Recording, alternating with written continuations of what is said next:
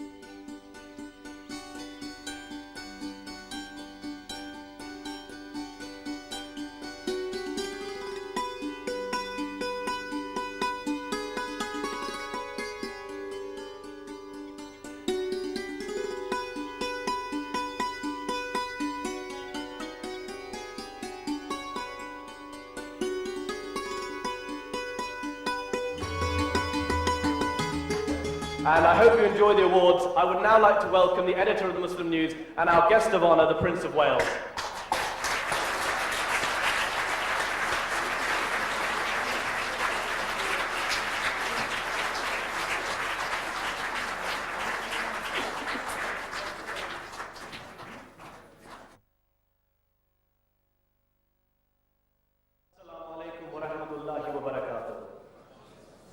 And good evening and welcome to the Muslim News Awards 2002, the third such awards ceremony of this kind. My name is Mehdi Hassan and I'm your host, your MC, your chair for this evening, throughout this evening inshallah, while I continue my ongoing battle with this wretched cold of mine, for which I ask for your forgiveness and which I've been fighting with all week. In fact, I can tell you this at the very beginning, that the Ibn Sina Award for Health will not be going to Beecham's tonight, because they don't work. But ladies and gentlemen, while we're on the subject of the awards, I'll get out right at the beginning before we get going. The Muslim News Awards tonight are, as I said, the third event of this kind, and the awards for all of you who will be winning, inshallah, I should point out, are not cash awards. They're not statues, nothing you can use to wedge your bathroom door open. Fortunately though, they are beautiful astrolabes, which you can use to put on your mantelpiece and show your friends and relatives what you have achieved. There's a little outline in the brochure that you all have about the astrolabe and how it was designed by Muslim scientists centuries ago, scientists like Sheikh al-Dusi, and you'll be seeing the astrolabe. I don't have one here because I'm not a winner, but you will see them being presented throughout the night this evening. But very appropriately, can we begin tonight's award ceremony, inshallah, with a recitation from the Holy Quran by Brother Abbas Bandari.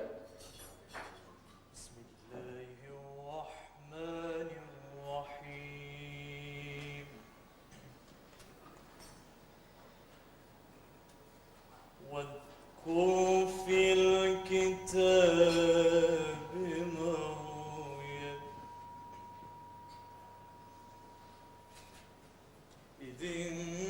انتبذت من أهلها مكانا شرقيا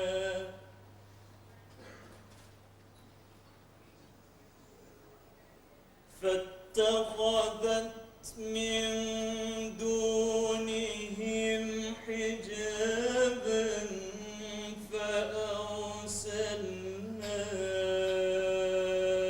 إليها روحنا فتمثل لها بشرا سويا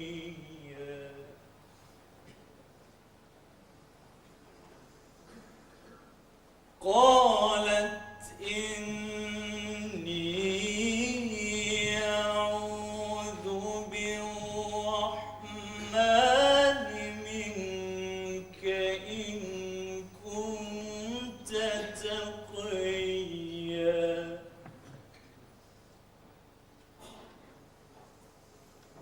قال إنما أنا رسول ربك لأهب لك غلاما زكيا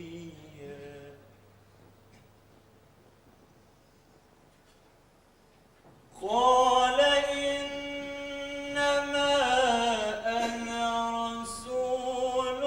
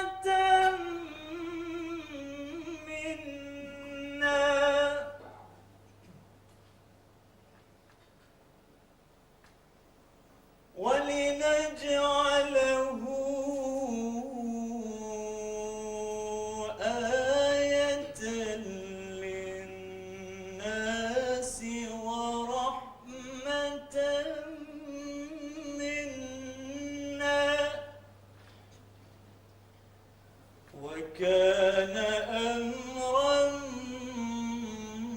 مقضيا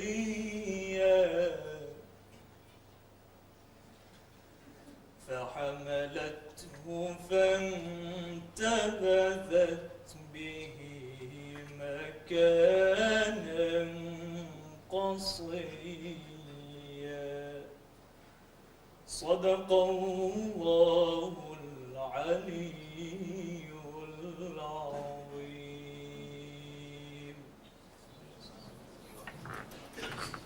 Thank you, brother.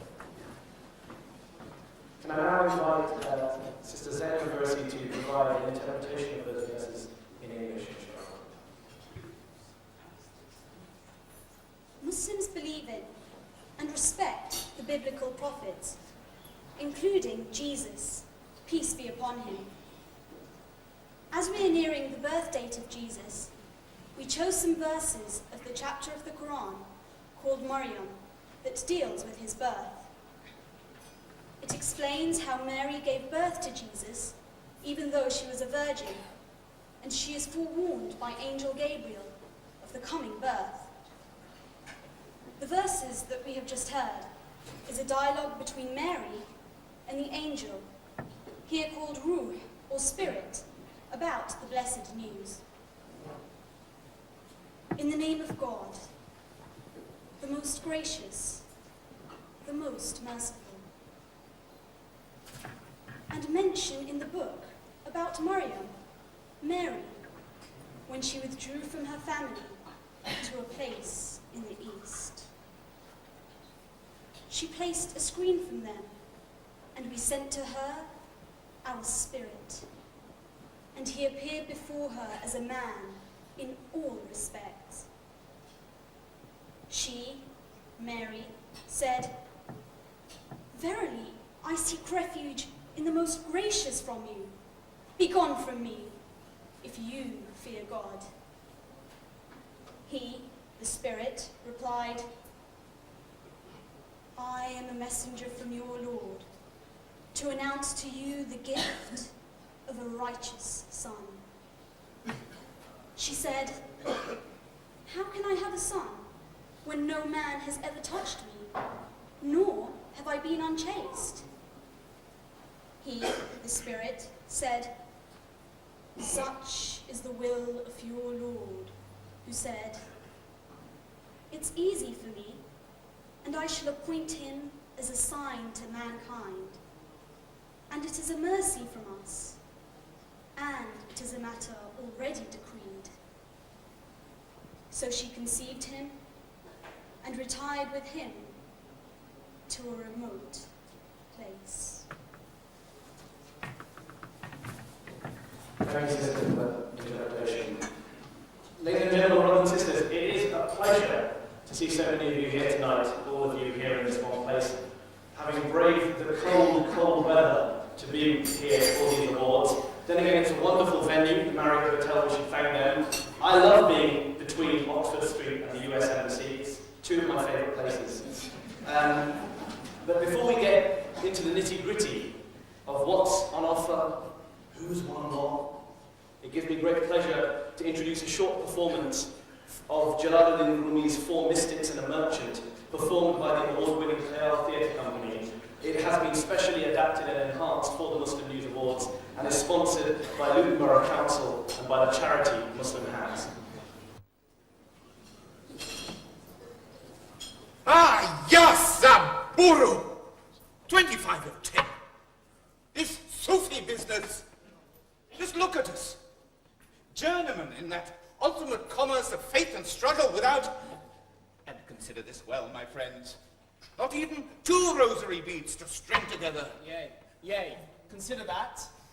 Look, this one bead passed betwixt us in a bid to do our wadifa, right? And who knows if we actually ever get to complete it? I mean, I for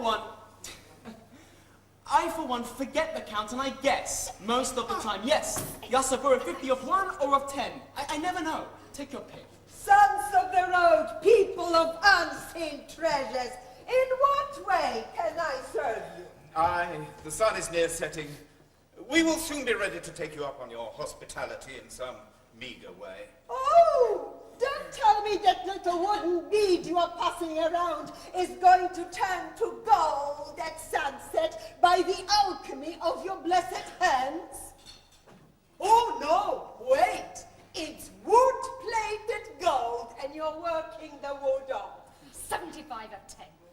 We're fasting, actually. And as for the bead, well, one remembers the one with one. Yes, I am sure you are aware of the tremendous reward of him or her who provides breakfast food to the fasting. Well, double that in our case, actually, as our fasting is not of our own choice, but of his. Oh, freedom of no choice. I've heard of that one too. More like tyranny of indolence. Off to the kitchen. Sunset it is then. Yasa Guru, 100 of 10. Our wadhifa is completed. And the last of our prayers is that praise is due to the Lord of the worlds. Have they hearts with which to comprehend, eh? Or ears with which to hear? Yeah. Rather, they are like cattle. But No. It is in the contract. Ours is different, remember?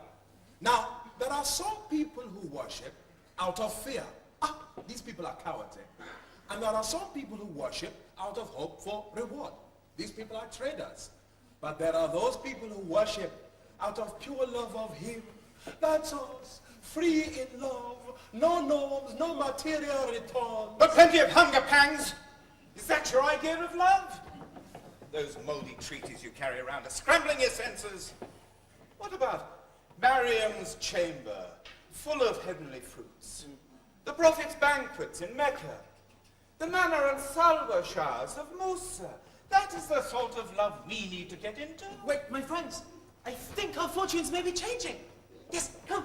The sun has set and what looks like a well-dressed fakir with a donkey has just arrived. Look.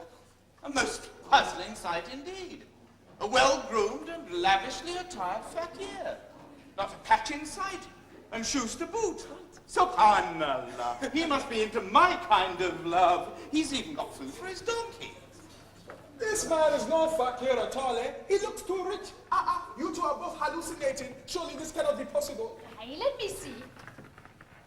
Oh, it appears they are right. Oh, but it is an anomaly. A contradiction in terms all the same. Hey, Ibrahim, hey, you know what? From the look of things, I think this fakir is what he appears to be. Oh, but he sure could do with some more zuhud. Zuhud. You will never attain to righteousness until you spend of what you love. And, Fakir, that donkey is laden with some sort of commodity, eh? Yes, then aren't we the right people to usher him into that station of asceticism? Look, just hear me out, that donkey of his would fetch a fair price at the souk. Are you suggesting theft, my brother? La. And the male thief and the female thief, eh? Up with that hand. Zuhud. It is not that one possesses nothing. It is that one is possessed by nothing. Sidna Ali. Listen, you two holier-than-thou Sufis. Mercy precedes wrath. And anyway, in times of necessity, carrion is lawful meat. We will seek his pardon after we have treated him to a banquet. Yes, many a corrupt act has become, through, as you say, necessity, darura, a righteous deed, no?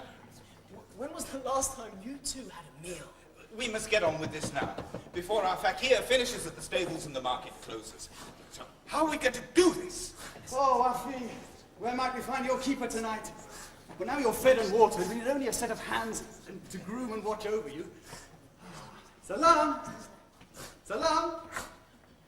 Are you there, caretaker? Servitor? Stableman? See, the servitor I am, here at your service. What a fine mount, and so well cared for. And by the breed, Masri, I'd say. Glory be to Allah, you are right. A man who knows his trade. Wafi, you're in safe hands tonight. He's fed and watered, so just a thorough brushing, cleaned his hooves, and a secure place for the night. Certainly, Sadie. I will keep him as my own. Pastries to eat tonight, music and dancing, there'll be plenty to eat, tell him. How much longer have we got to go begging with our tunics? Yes. How long endure hardship and 3 days fasting together? Well, suppose we too are God's creatures, eh? We too have souls. Luck is with us tonight. We have a guest. Leila Saida, Saidi. Many thanks. Peace be upon you. Peace be upon you and welcome, dear wafer. Allow me to assist you with your baggage. It's a long time since I had a guest from your parts. Welcome indeed. Ha ha ha ha. Peace be upon you and the mercy and blessings of the Almighty, my fellow traveler. Welcome, welcome, welcome. And the salutations of angels upon you, my friend. I hope you do not intend to ply your lowly trade here. Begging is not allowed on these premises. Have a good opinion of others is mandatory enough, eh? Thank you very much. A place for ablutions and prayer. Oh, yes, yes. There is a small mosque around the corner. Even in the Christian quarter, they have a small mosque. We should hear the muezzin at any moment. Late. Come, let us go together.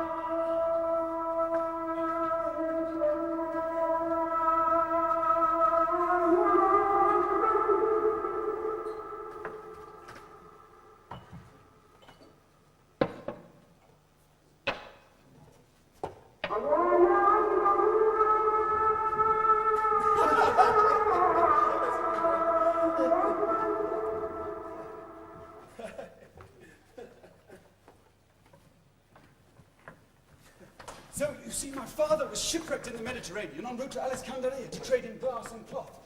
I must have been 10 or so at the time in Al-Bundukiya. It was a catastrophic accident for my family's business and almost killed my father. He was thrown about in the sea for 3 days before he was cast up on the northern shore of Masra, where some Sufis, wallahi, some Sufis rescued him.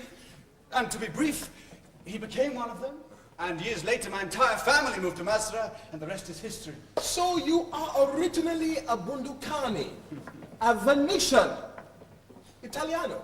See, You have learned the Arabic very well, subhanallah. Water? I would guess that your first tongue is other than Arabic as well. On the contrary, it is Arabic. I am from Timbuktu originally, but lived in Baghdad and have always spoken Arabic.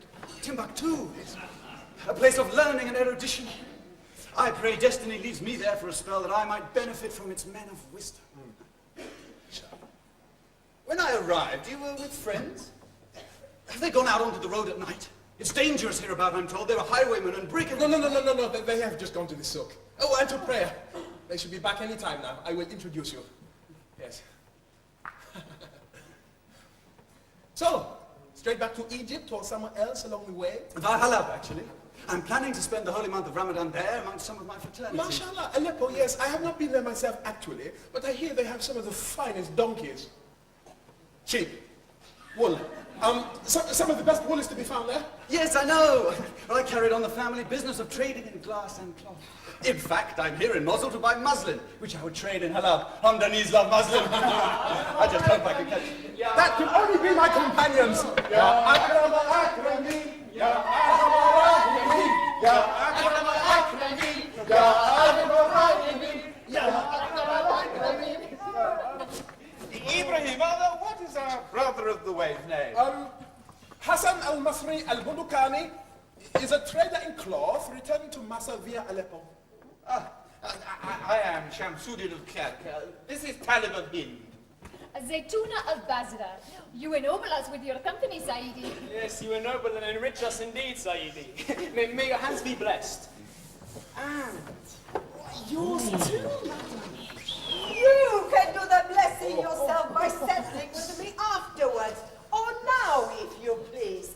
You people might be summoned to the unseen at any moment. Al-Kabi!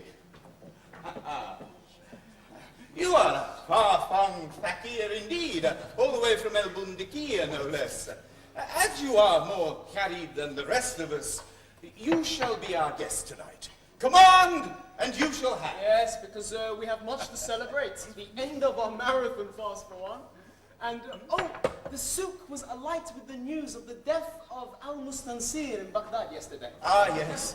Al-Mustasim has acceded to the throne and has declared freedom for many prisoners in the royal dungeons. I expect some of our erstwhile jailed brethren have been released, which is reason for celebration indeed.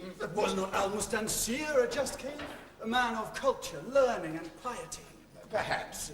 But you are a weary man, exhausted by the road. Let sustenance and good food restore you. Binarhim.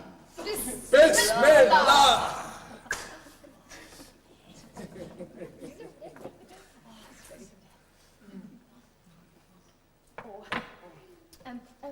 Are you not concerned about the turmoil around Halab and the new threat of the French-led crusade, eh? My news has it that all should remain peaceful in Halab for a while yet. Besides, I'm only there for a month. But if it comes to it, I will join the jihad. All this talk of war and death of caliphs. Next we'll be discussing the advance of the Mongols into Iran and our own imminent death. Anyone would think that we were statesmen or doomed strategists rather than the woolies that we are. What do you all say we put aside this sort of talk and enjoy our food and good company, like our brother Ibrahim here? Yeah, I second that, Shamsunan. We have the whole night to pass in blissful revelry. Ecstatic song and dance will be a lot tonight. Well, I am delighted to be among such generous and joyous brothers this night. The road can be inhibiting. So much caution and vigilance are necessary. I need to visit the Pilar. Do you know where it is? Yes, I'm sure I saw it coming from the stable.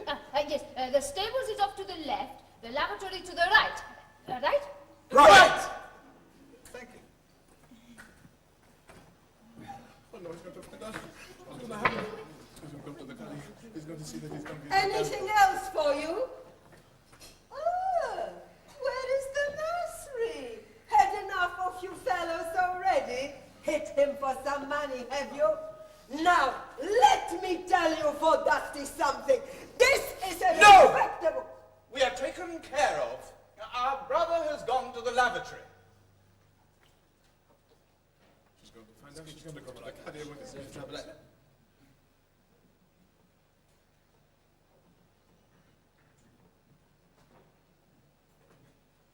Oh no! He is both a fine and a rare man. A Venetian Muslim. Come on now. We should be ashamed of ourselves. Look, we should tell him now, eh? And find some settlement with the local Qadi in the morning. Yes, he is a good man. He's so innocent. And all the way from Venice. Those whose breasts are expanded to Islam, they are upon a life from their Lord. No! We will do no such thing. If he's as fine as you both believe, he will have a generous heart and will make light of the matter when we tell him our story in the morning. Yes, I mean, he is a trader, didn't you say, Ibrahim? Yes. He's obviously a very successful one because we saw rich cloth of various kinds on his donkey. He can afford to buy another donkey tomorrow, it's not a problem. You didn't. Don't tell me you sold his merchandise as well. No, we did not, thanks to me. But we had to have a way of keeping the servitor occupied tonight. So we told him to guard the merchandise with his life. He's probably locked himself up in the stables. Thanks to clemency for that. But how do we know that he is not outside now, checking up on his donkey and goods now? Oh, yes, he was talking about caution and vigilance before he left. Come now. I hear footsteps. He's coming back. Now, let's enjoy ourselves. I'll handle this in the morning. Pass me some sweetmeats. Certainly. Oh. If tonight I do not make merry, pray when shall I do so? Please, will you do us the honor of commencing our banquet? My honor indeed. Bismillah. Bismillah. Sidi Hassan, we were talking earlier about love, and my friends were of the opinion that love of the sublime was all about hunger pangs and empty stomachs. What do you say? Well, I know fasting and abstinence are doors to great secrets in the path of love. But whether it is entirely about those things is doubtful. For Allah is generous and merciful to whom He pleases, without account. And different times require different things. Well said. You know, we are people who break norms, true? Well, our norm has been starving for months, and here we are breaking it in style. I mean, it's true to ourselves, I'd say. Without account. Bighayri hisab. I like that. Would that was our lot, eh? For some, the breaking of norms is easier than for others. I don't seem to be having a problem. Ya Ghafir Dhanbil Azim.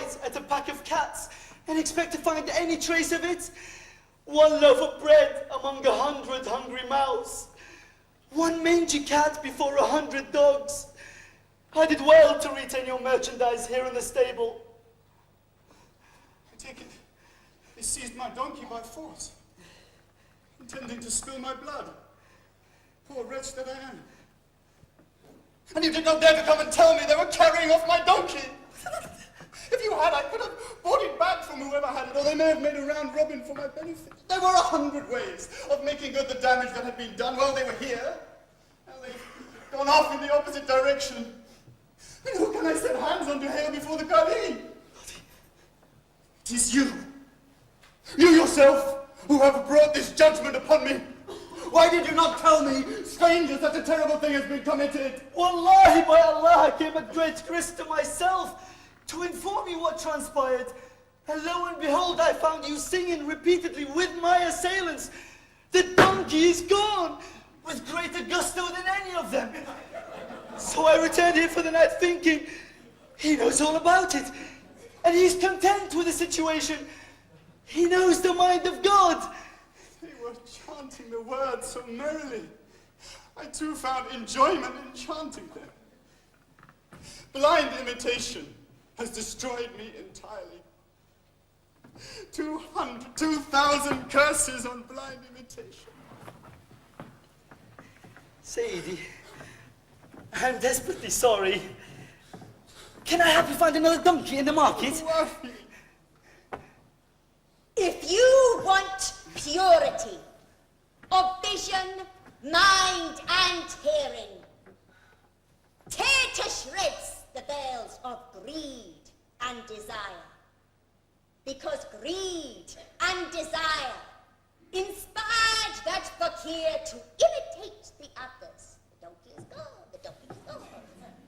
His mind was blinded to light and illumination. Greed for the pastries and an eagerness to share in the excitement of the concert impeded his mind from realizing what was happening.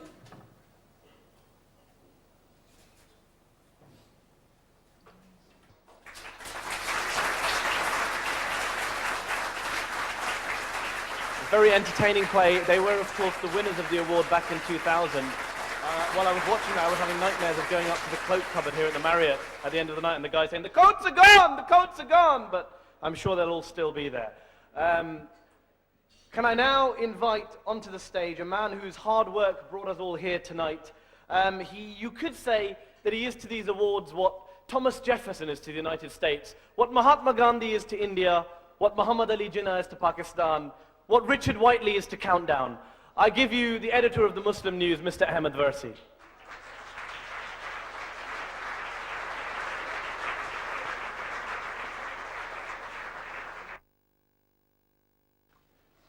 Your Royal Highness, Lord Filkin, ambassadors, guests and friends, Assalamu alaikum and belated Eid Mubarak.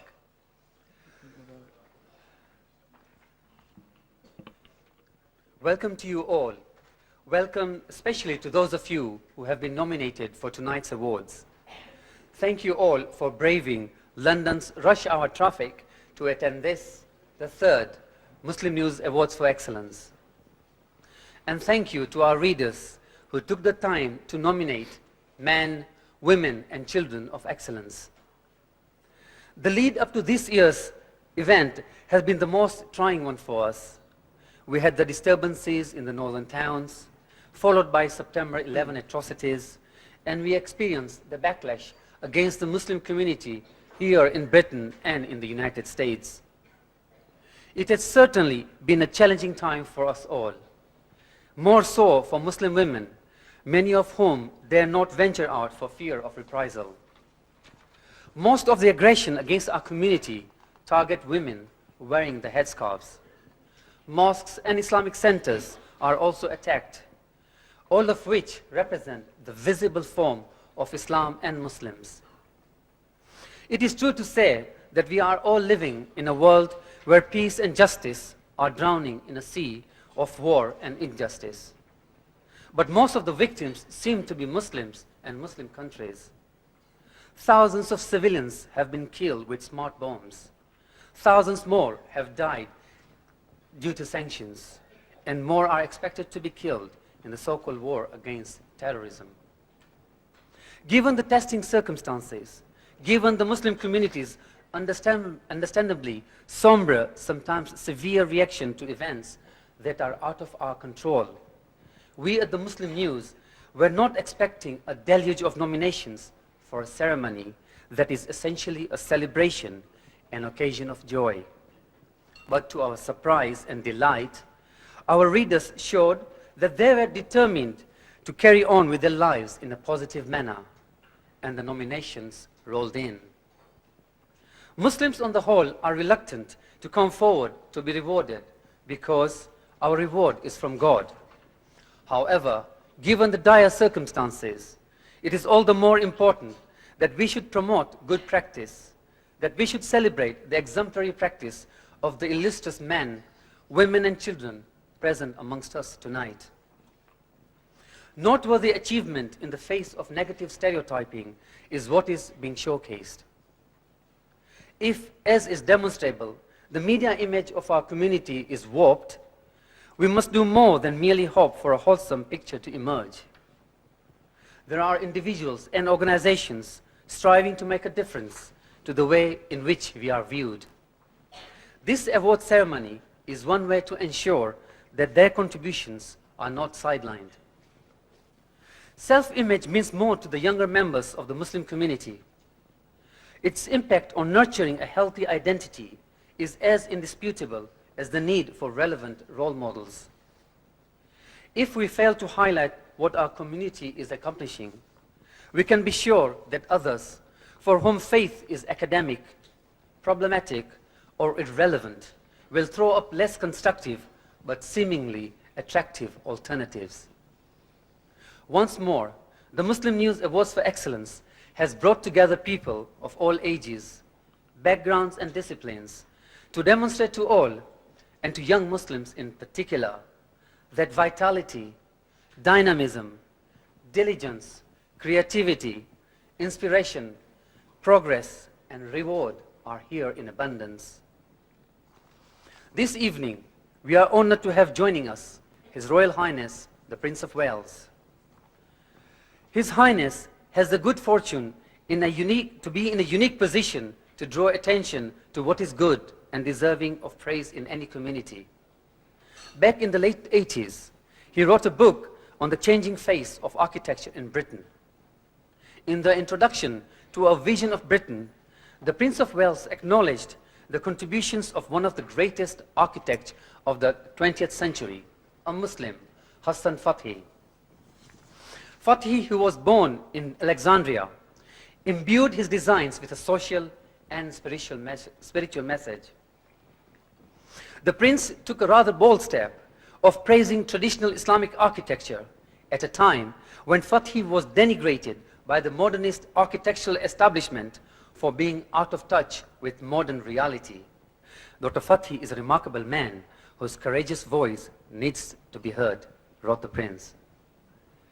The Prince of Wales's interest in Islamic art and architecture was apparent years before the vogue for Moroccan tea glasses and Mughal prints made its mark on the high street. And in this current era of Bindis and Bollywood, his interest remains steadfast, as his Islamically inspired carpet garden at the Chelsea Flower Show indicates. But His Royal Highness's appreciation of and support for the Muslim community is more than aesthetic. Last year, the Prince's Trust launched Islamically acceptable business loans to encourage young Muslims to join in the Trust's business loan schemes. The Prince of Wales has on several occasions emphasized the importance of bridging the gap between Muslim and Christian faiths, both of which are based on the belief in one God, based on respect for justice, compassion, and the importance of family life. His visit to Sulaymaniyah Mosque in East London last September demonstrated support at the highest level for the Muslim community as it faced a torrent of abuse and ignorance after the September 11 tragedy. We are grateful to Your Royal Highness's encouragement of Britain's Muslim community. And we are glad that you have given time to join us this evening to celebrate excellence.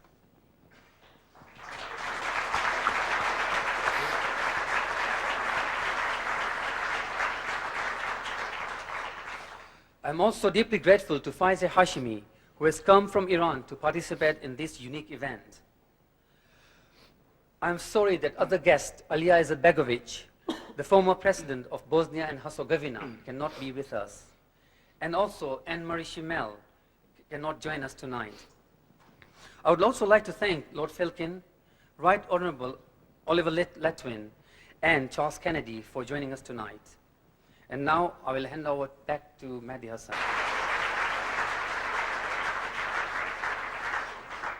Thank you very much for those words, Ahmed Bhai. And I was joking before, but the man has done a great deal of work. Trust me, I know. And we are all indebted to him. Can I now invite onto the stage Dr. Bobby Sayed, the chair of our panel of judges for tonight's awards, a lecturer in sociology and a widely published author, who's going to say a few words about the awards process itself and how they made those tough decisions. I think one of the things I find is that we Muslims are quite often very fond of saying Islam is a total way of life.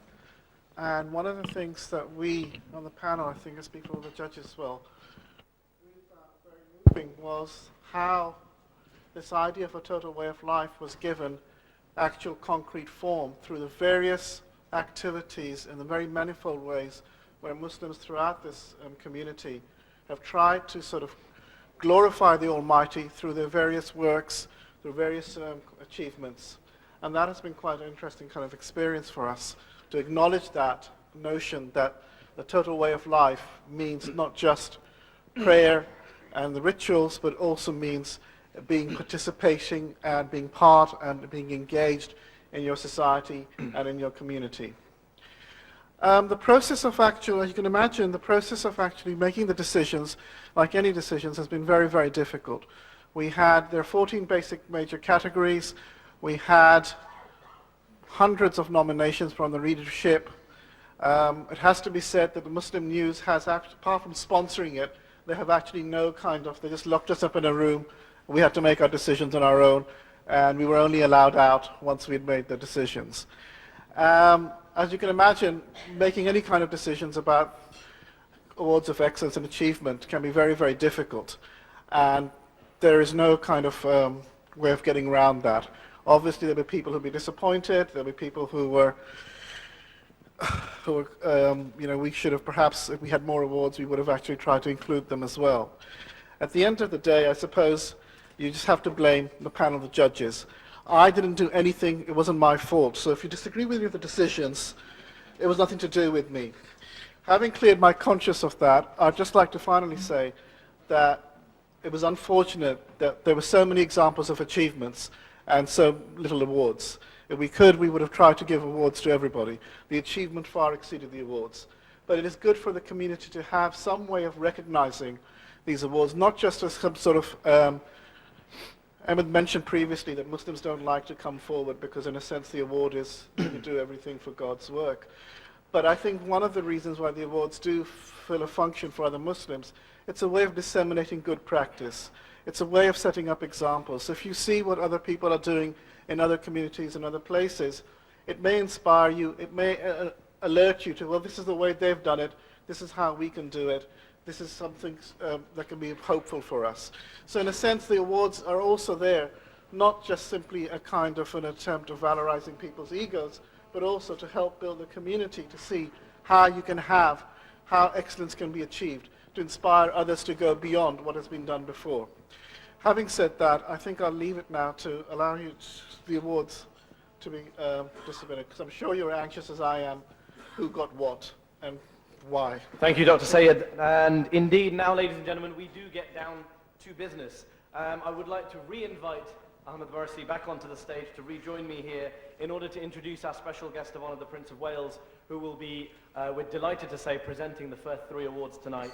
Can I also remind all of the presenters tonight to come up on the steps to my right, and all of the winners tonight to come up on the steps to my left, and then there can be this great meeting in the middle, so their photos can be taken when you receive your award. And can I also remind one last announcement to all of the winners of our awards, please do say a few brief words tonight. It is your night, but I emphasize the word few and brief.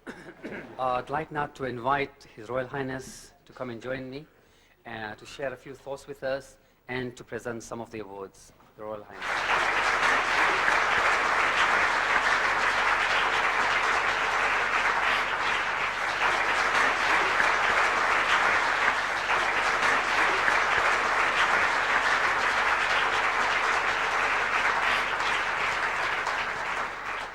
Ladies and gentlemen, can I just say, first of all, how deeply touched I am that you should have invited me here today to speak at this year's Muslim News Awards for Excellence and to celebrate with you the contribution of the British Islamic communities to our society.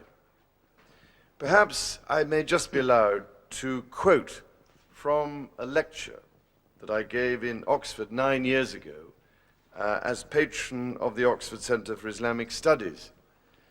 In 1993, I said the following: Britain is a multiracial and multicultural society.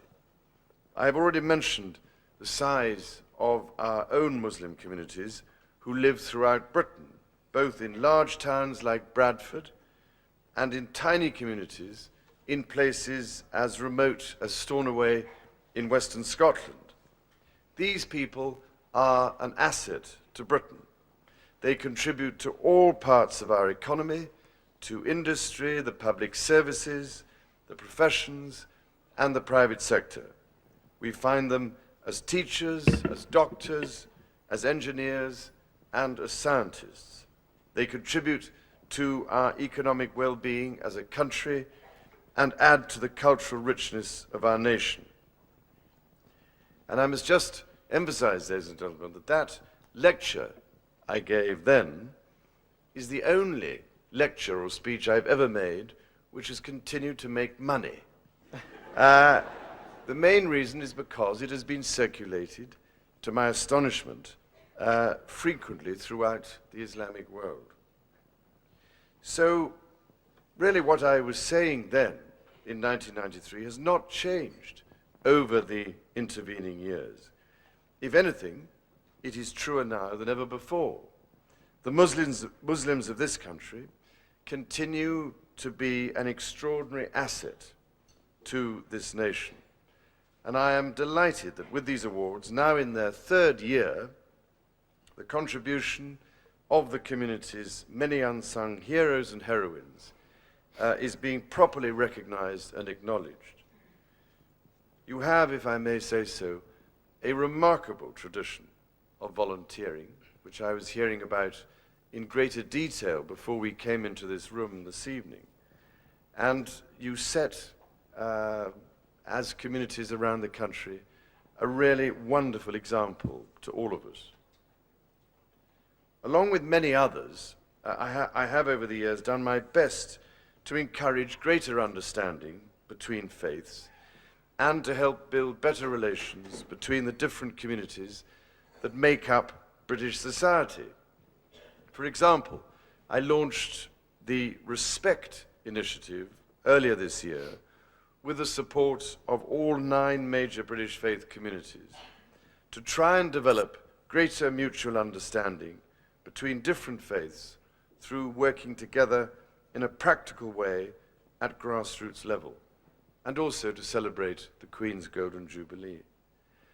Such efforts, ladies and gentlemen, which the vast majority of British people support, can sadly be undermined by the fact that all too often we learn about communities different from our own through the distorting prism of cliché and stereotype. The synonymy of Islam and terrorism is only the latest of these. Every sane person condemns terrorism, whoever its perpetrators and whatever the justification. And yet, the wonderful play we have just enjoyed, based on the wisdom tales of Jalaluddin Rumi, should remind us that it was the Sufis, the living spirit of the Islamic tradition, who preached God's mercy, his gentleness and beauty.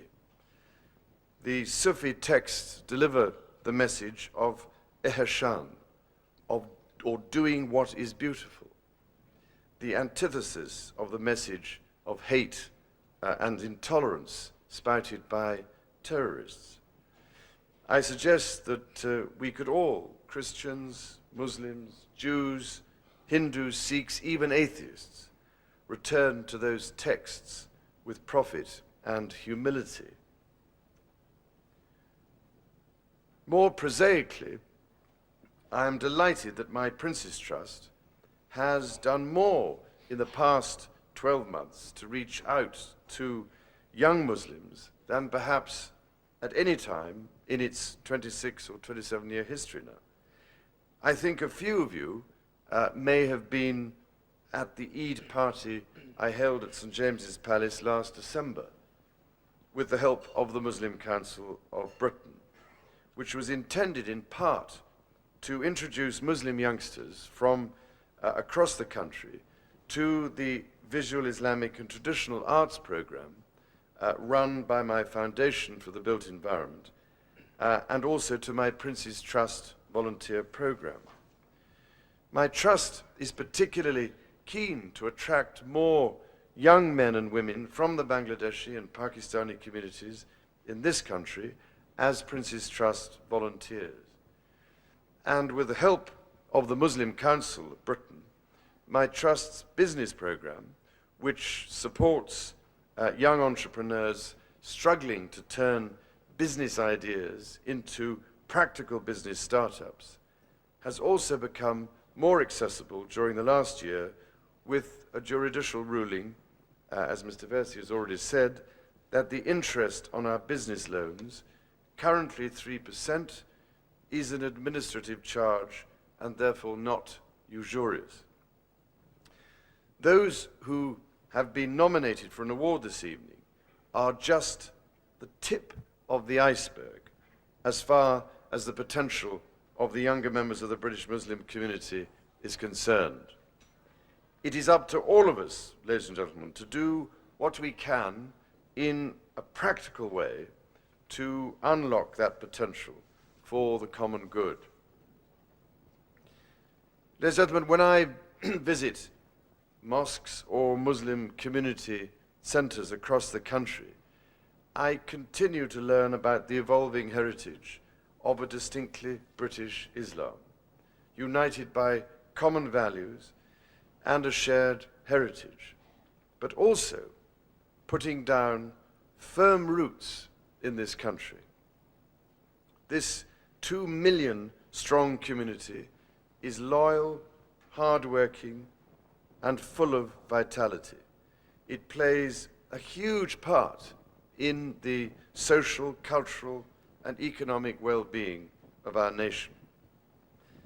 The Muslim News Awards that recognize the achievements of this community are important precisely because they are about excellence. In other words, a striving for the very best.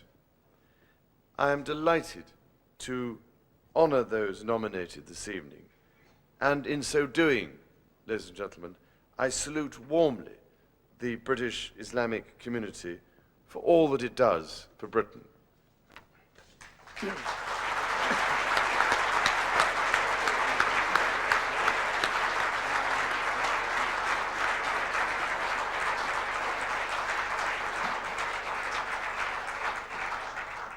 Our first award tonight is the Alhambra Award for Excellence in the Arts. Ladies and gentlemen, of all the glories of Muslim Spain, the Palace of Alhambra in Granada is without doubt the crowning jewel. Built by the Moors in the 14th century as a royal city, the Alhambra complex is an ever-evolving chain of courts, halls, corridors, patios, balconies, and gardens, each one outdoing the other in delicate yet majestic air and decoration. The Alhambra has been described by Muslims and non-Muslims alike as a physical realization of heaven on earth. One such non-Muslim who fell in love with the Alhambra in the 19th century while staying in Spain was the American scholar and author Washington Irving. He wrote, "Such is the Alhambra, a Muslim creation in the midst of a Christian land, an oriental palace amidst Gothic edifices of the West, an elegant memento of a brave, intelligent, and graceful people." And as he left Granada in 1829, Irving wrote, "I will hasten from this prospect, the Alhambra, before the sun is set. I will carry away a recollection of it, clothed in all its beauty." Can I now ask Ahmed Warsi to please read out the name of the winner, and for the Prince of Wales to please present this award. It's the first time I'm allowed to do this. The Muslim News Awards for Excellence, Alhambra Award, Excellence in Arts, and the winner is Peter Sanders. Peter Sanders began his career in the world of travel photography in the 1960s and has since excelled in portraiture and architecture. His enthusiasm for studying religion introduced him to Islam, whose spiritual beauty left an indelible impression on him. There are few who have not marveled at his images, which have been exhibited far and wide.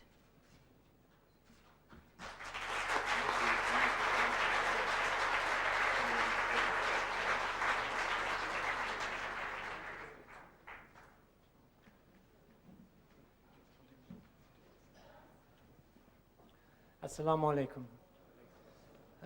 Your Royal Excellency, and ladies and gentlemen. I'll just say something very short.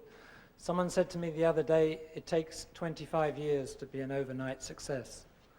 I think in my case it's taken about 37 years, so thank you very much.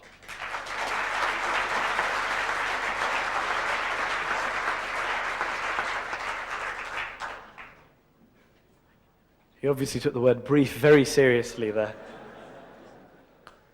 The next award, ladies and gentlemen, is the Imams Hassan and Hussein Children's Award for Excellence. Ladies and gentlemen, Hassan and Hussein were the two grandsons of the Holy Prophet of Islam and the children of Ali and Fatima.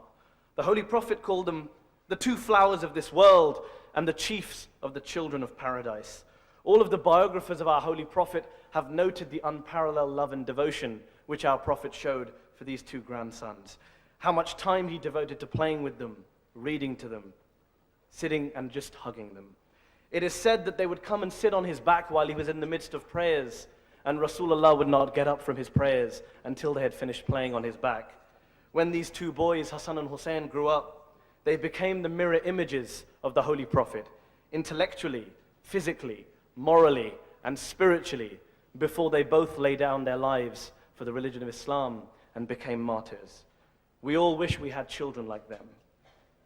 Can I now ask again Ahmed Warsi to please read out the name of the winner, and for the Prince of Wales to please present this award, which is sponsored by High Spec Electronics. The Muslim News Imams Hassan and Hussein Children's Award for Excellence, and the winner is Umayma and Sadia Patel.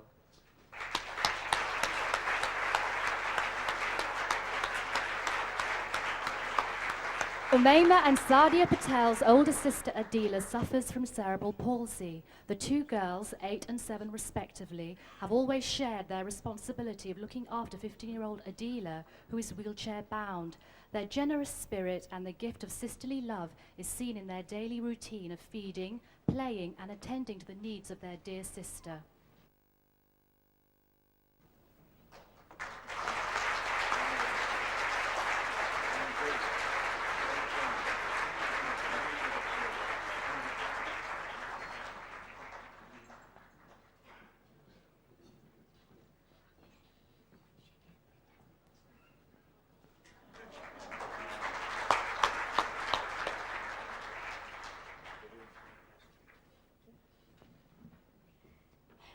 I especially thanks to Muslim News for giving our Fadila Patel. These two daughters might deserve what she had, the love and the care to give to Adila. Thank you.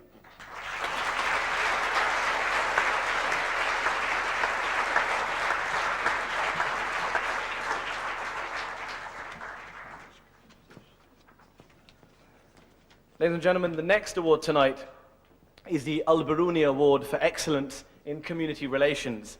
Today, in an era when we Muslims are accused of intolerance, fundamentalism, and fanaticism, it is vitally important that we remember the example of this legendary Uzbek scientist, philosopher, and poet of the 10th century, Abu Rayhan al-Biruni, who for 10 years in Muslim India was the chief advisor to Sultan Muhammad of Ghazni. It was al-Biruni who challenged so many of the acts of intolerance and carnage carried out then in the name of Islam. It was al-Biruni who decried his employer, the Sultan's attacks on the fine arts and culture of the Hindus of India. It was al-Biruni who devoted his entire intellectual life to increasing mutual understanding and respect between people of different cultures, people of different religions. Today, we Muslims tend to remember him only as a great scholar, as a great scientist, as a great astronomer. Yet it is vitally important that we remember him also as a keen student of Sanskrit, also as a keen student of Hindu astronomy and Hindu science. As work finally begins on the rebuilding of the Bamiyan Buddhas in Afghanistan, so ignorantly destroyed last year by the wretched Taliban, the example of al-Biruni should always be at the forefront of our minds as Muslims. Can I now ask again Ahmed Warsi to read out the name of the winner? The Muslim News Al-Biruni Awards for Excellence in Community Relations, and the winner is Councillor Lal Hussain.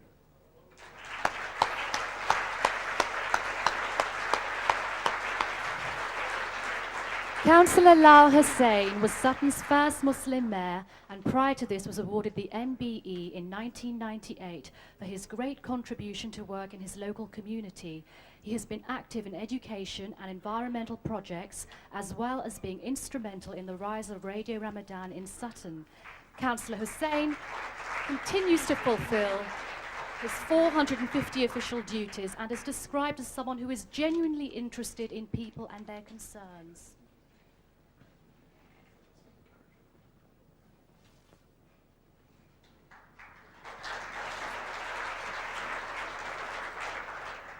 Your Royal Highness, brothers and sisters in Islam, I think it's a great pleasure for me to be award winner, particularly from Prince Charles, because it was my greatest wish to invite him to my community center, which promotes justice, peace, and equality. And thank you very much. And I would still like to invite him to my center.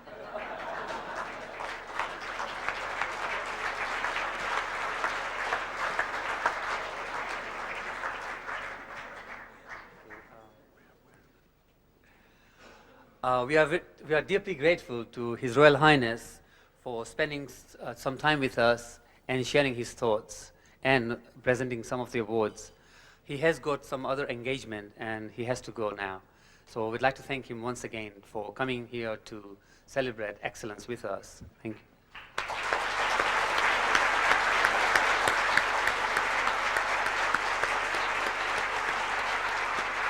Thank you.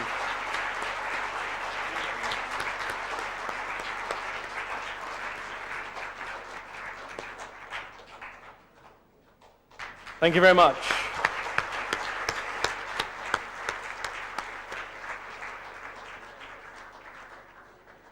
Ladies and gentlemen, it was a pleasure to have the Prince of Wales here.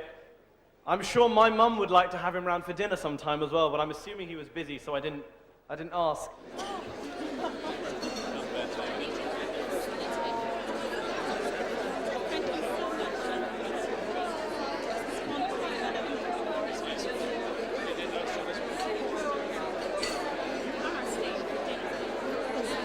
Well done, young man.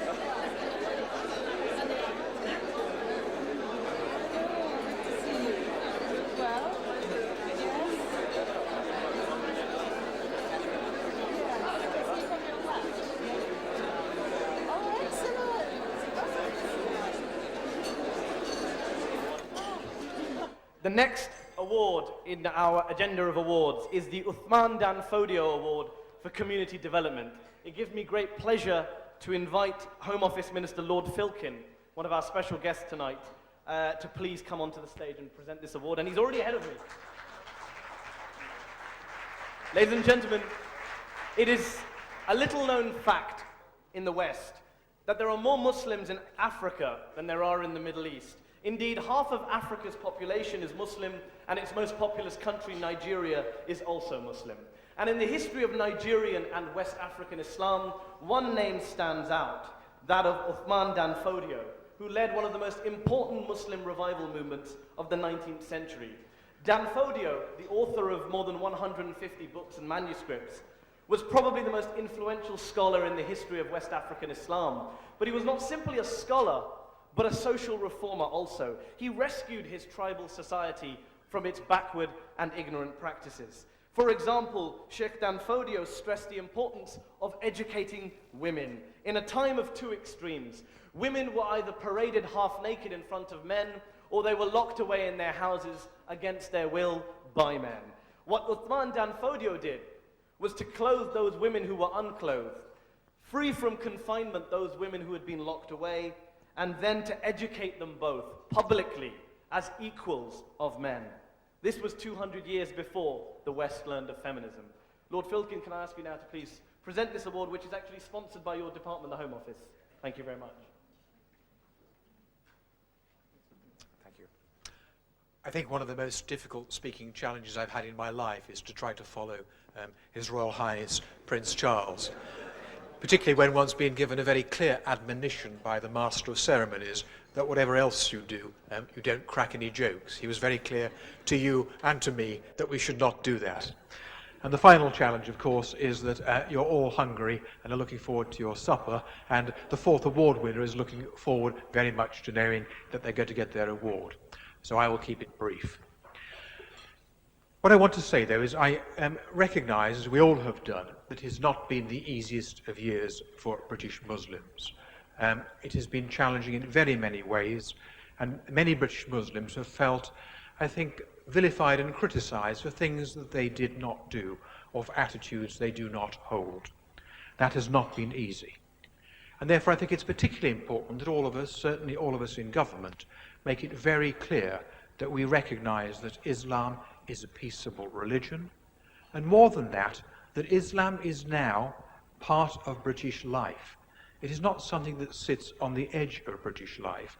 It is an integral part of it and should be recognised and valued as such. And this event this evening is, of course, about celebrating the great contributions to civilization that Islam has made historically. The titles of the awards remind us of that.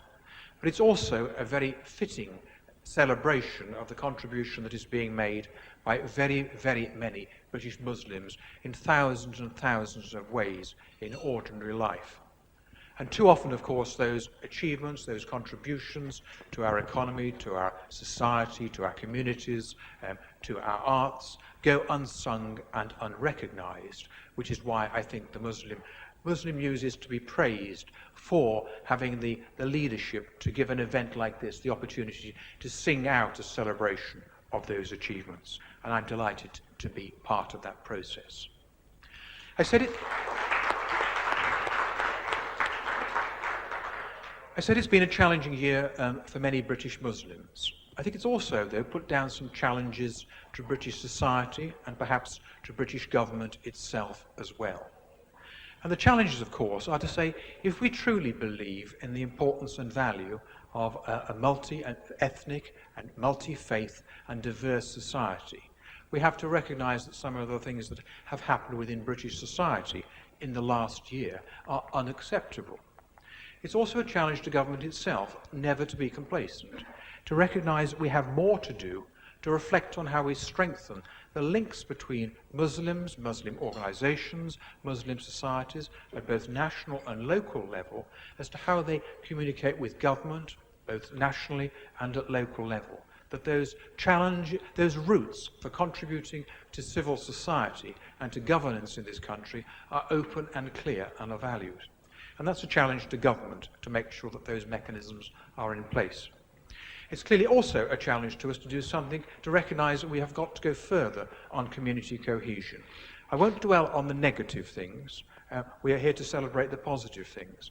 But there is more to be done by government at central and at local level to make a multiracial society, a multi-faith society, work in the way that it's got to in this country if we are to be proud of it. And finally, there is, I think, more to be done about race. We're, in a sense, today celebrating the contribution that faith makes to British society, but clearly also there are issues about race that many of you experience, as well as issues about faith. And the government is working hard now at recognising we have to look at how we move forward on our agenda on race, and we'll be publishing our strategy document for this in the new year, and hope that many of you will be part of the process, both of discussing that and taking it forward. Finally, though, I really want to not talk about politics or policy or the challenges, but really to celebrate the happiness of this occasion and to thank Muslim News for, I think, their inspiration, really, in putting on such an event and hosting us tonight. Thank you very much indeed.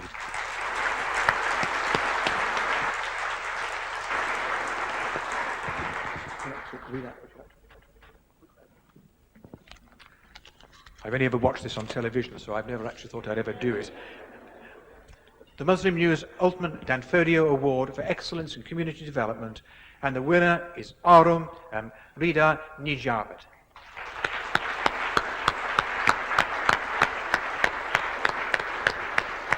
Rida Nijabat is founder of Arum, a Clerkenwell-based club for Muslims and non-Muslims alike to share and exchange views. Rida has always believed firmly in the importance of creating an environment which is safe, welcoming, and culturally stimulating within a God-centered ethos.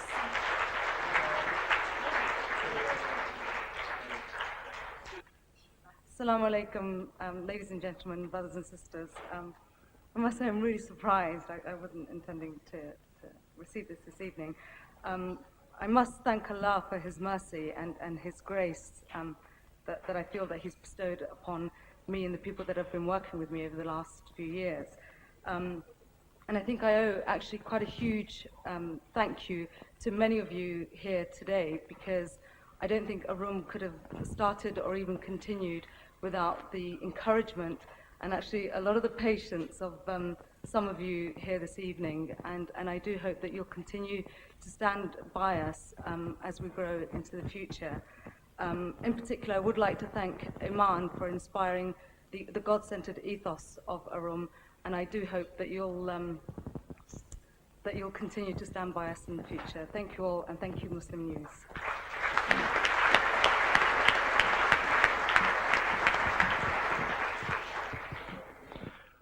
For a moment there, I thought Lord Filkin was going to say that it's the most difficult speaking challenge to speak after Mehdi Hasan, but no. Oh well. I meant hecklers, not jokes. Our next award, ladies and gentlemen, is the Aliya Izetbegovic Award for Good Citizenship. It gives me great pleasure to invite onto the stage Her Excellency Mrs. Elvira Begovic, the Bosnian Ambassador to the UK, to read out a message from former President Izetbegovic, who sadly cannot be with us here tonight. And also, can I welcome onto the stage Lord Amir Bhatia, Chair of the Forbes Trust, to present this award.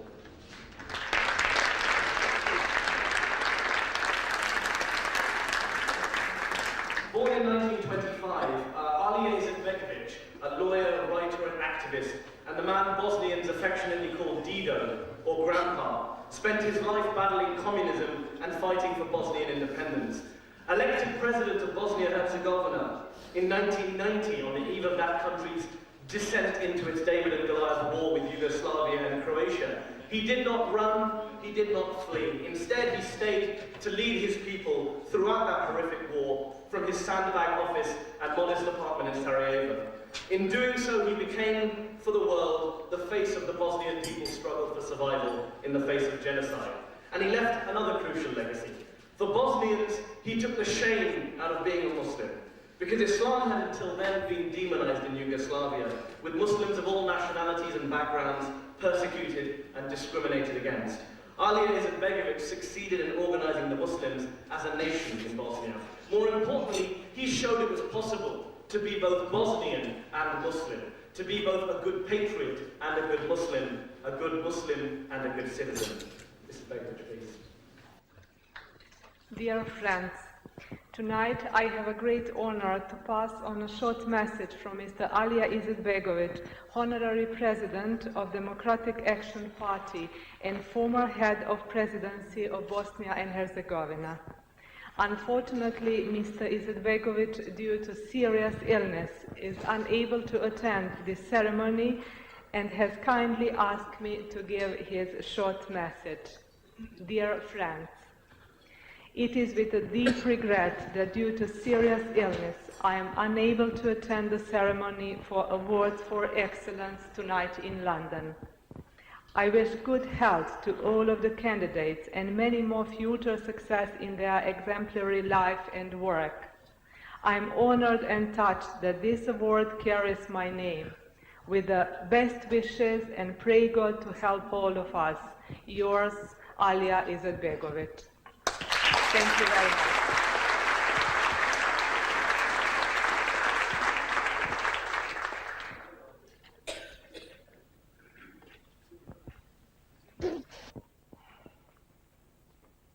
Lord Bhatia, can I ask you, can I just remind you that this award is sponsored by Islamic Relief, and can I ask Lord Bhatia to make the presentation?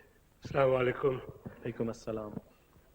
Good news is there are no speeches by me, except a very short word of appreciation to the Muslim News and Ahmad Versi for organizing this very wonderful event.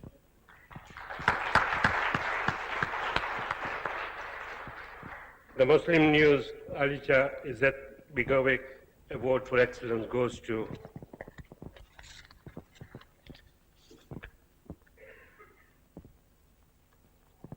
for Excellence in Good Citizenship, winner Bashir Maan.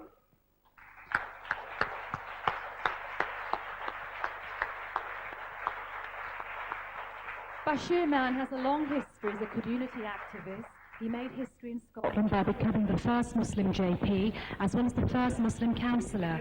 Mr. Mann is a member of the Scottish Constitutional Convention and is a founding member of several organisations within the Muslim community in Glasgow.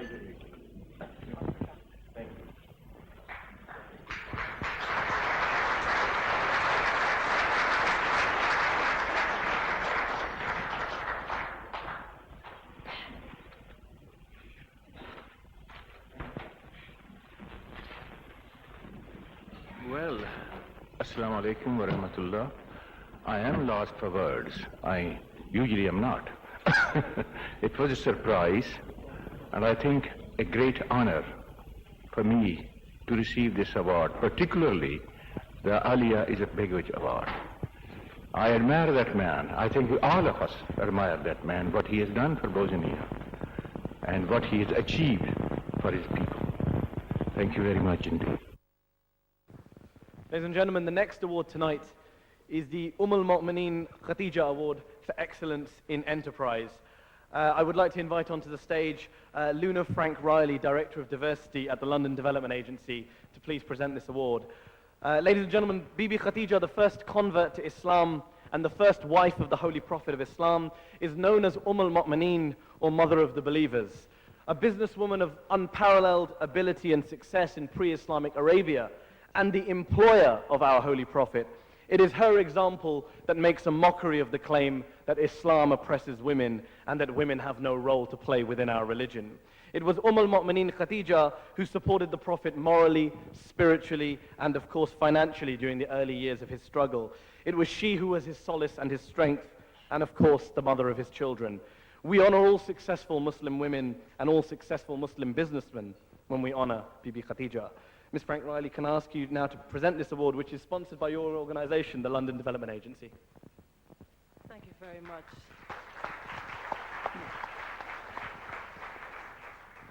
Assalamu alaikum. Wa Good alaikum evening, ladies assalam. and gentlemen. It's a pleasure for me to be here this evening and to really present to you the award which goes for excellence in enterprise, and the winner is Nasser Khan.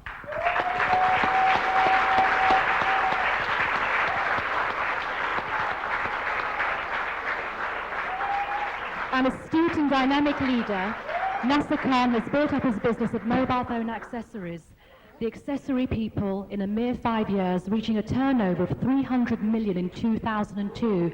Mr. Khan has recently won the National Business Awards Entrepreneur of the Year Award 2002, sponsored by KPMG. He has reinvested his wealth in his local community in Kingston, where he is involved in several community projects.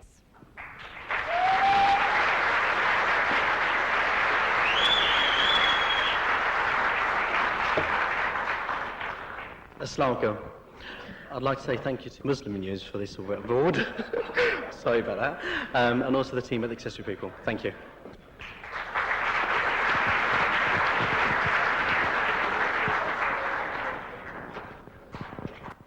It's only 8:30 and the speeches are getting briefer and briefer. But now we're on to the politicians.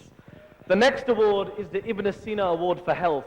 It gives me great pleasure to invite onto the stage the Shadow Home Secretary, the Right Honourable Oliver Letwin MP, one of our special guests here tonight, to please present this award. Ladies and gentlemen, Abu Ali al-Hussein ibn Abdullah ibn Sina, known in the West as Avicenna, was undoubtedly one of the most influential philosophers and scientists in all of human history. Born in the 10th century, he became the leading heart specialist of his day and was the first doctor in history to correctly describe meningitis. His famous canon of medicine became the medical Bible for the West in the centuries after his death, and his encyclopedic book of healing was the first text to radically demonstrate the link between emotional and physical well-being. Today, Ibn Sina's exhaustive studies of the human heart continue to be of value to modern cardiology, and his rigorous instructions for the testing of new drugs still forms the basis of modern clinical drug trials. Ladies and gentlemen, a painting of Ibn Sina rightly adorns the entrance to the Sorbonne in Paris even today. Mr. Letwin, can I ask you to please present this award now? Thank you. This is a dreadful moment for a politician because every politician likes one thing above all others, which is to listen to his own voice. And I have not only taken the hint which has just been given to us, but I have also done a little calculation as I sat at my table, that if each of the speakers who is giving prizes were to speak for 10 minutes, we would all be here for another 2 hours.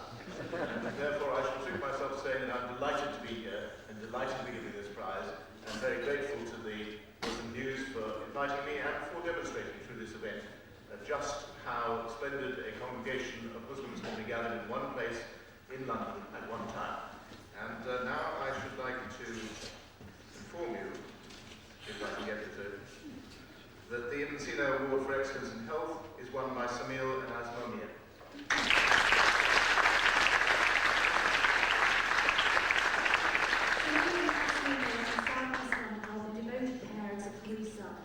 Their youngest son, Ibrahim, sadly passed away early this year after being diagnosed with a rare blood disorder. The paucity of donors from the Muslim community spurred the Mirs to launch a national campaign with Anthony Logan Trust to raise awareness about this issue amongst Muslims.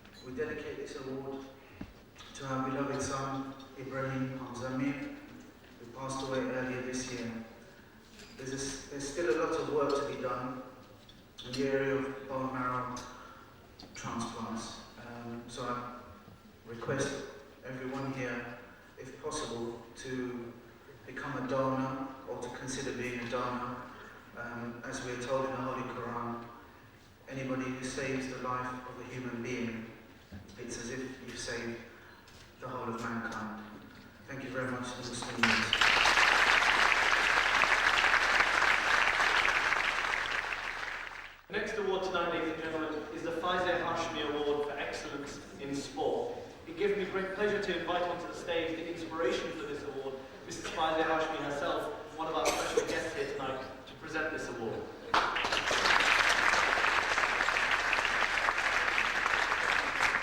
The youngest daughter of former Iranian President Hashmi Rafsanjani, Faizeh Hashmi is among the most prominent female figures in Iran today. A politician, journalist, newspaper owner, sports activist and mother, Faizeh Hashmi is best known as founder and president of the Federation of Islamic Countries Women's Solidarity in Sports.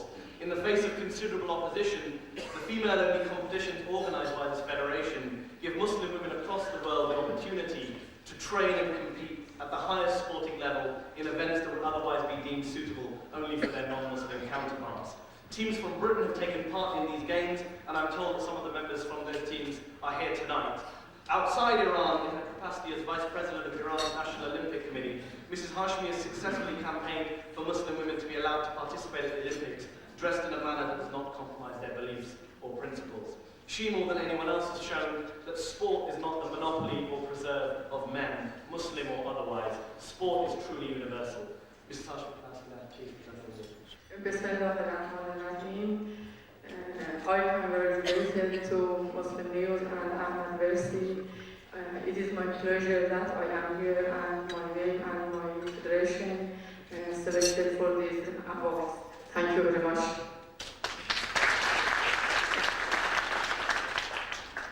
The Muslim News Faizeh Hashmi Award for Excellence in Sports winner, Prince Nassim Hamid.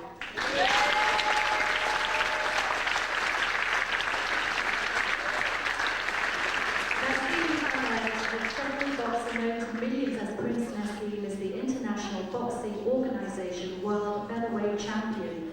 In spite of his celebrity status as a world-renowned sportsman, the Prince has consistently referred to his fame as a Muslim as his most reliable ally, giving him the dignity to face the vanquished or victorious.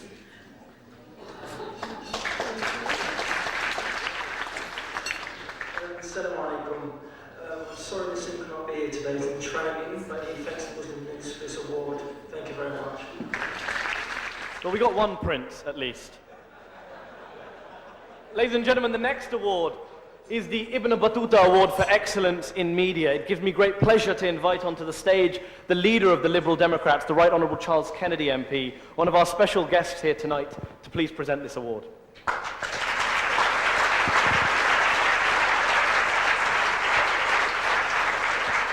Ladies and gentlemen, as someone who works within the British media, I can tell you quite honestly that we Muslims have several problems with the media here in the West. We are either misrepresented or we are underrepresented. We are either constantly attacked or we are constantly ignored. And while we tend to blame shadowy forces behind the scenes, the reality is that as a community, we have not been able to articulate ourselves publicly in a single, forceful and persuasive way. It's not an understatement to say that we lack communication skills. This award is dedicated to Muhammad ibn Abdullah ibn Battuta, the intrepid Muslim wanderer of the 14th century, described by many as the greatest traveler of pre-modern times. Having completed a 75,000-mile journey that took him from Africa to Asia to every single Muslim land, the chronicles of that same journey were recorded in print and enabled people to learn about new cultures, new societies, new countries, in an era when communicating information about people and places was largely uncharted territory. Mr. Kennedy, can I ask you now to please present this award, which is sponsored by Ambala. Thank you very much indeed. Good evening, ladies and gentlemen. I am going to join my parliamentary colleague Oliver here in a self-denying ordinance on rhetoric, as we've both just been sitting through Prime Minister's question time this afternoon. I think we've had enough of politicians for one day. But you are so correct that communication is all important, and I'm delighted to be invited by Muslim News, which does such an important communicative job within our society. The award for excellence in media, the winner, Navid Akhtar.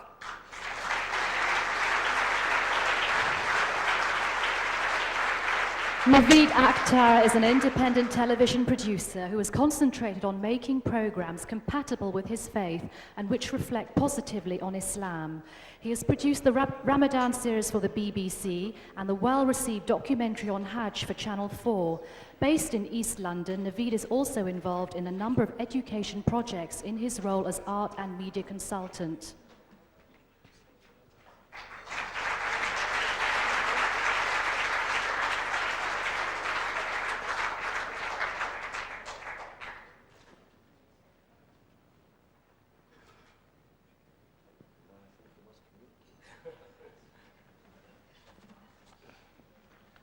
Assalamu alaikum.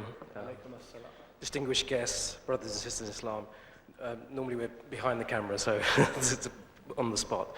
I'm very honored to receive this, and I just think, that it's a great inspiration to see this happening, the people that are here.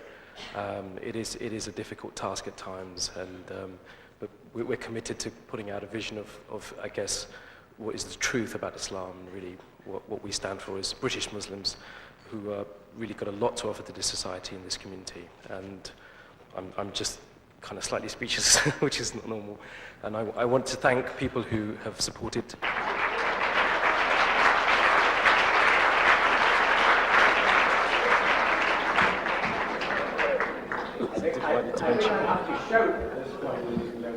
There are two awards to be presented in the category of excellence in media, and it's my pleasure to introduce the second winner, or the joint equal winner, if I put it that way, Reem Shafiq. Reem Shafiq spearheaded the focus on education as part of the BBC season on Islam last year. As project manager, she gained the support of Muslim representatives and organisations throughout the UK and helped them to organise further events, thereby increasing public awareness of Islam, particularly in the wake of September the 11th. She's described affectionately as a little lady with amazing drive.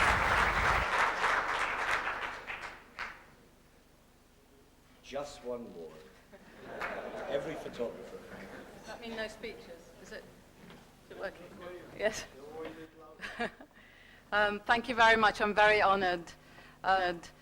But this really is the sum of all the efforts of the Muslim community and the BBC in promoting understanding and respect between communities. And in my current work also with the British Council in coming together with the Muslim community. I'd like to thank you all for your vision and for your courage, and long may it continue. Thank you.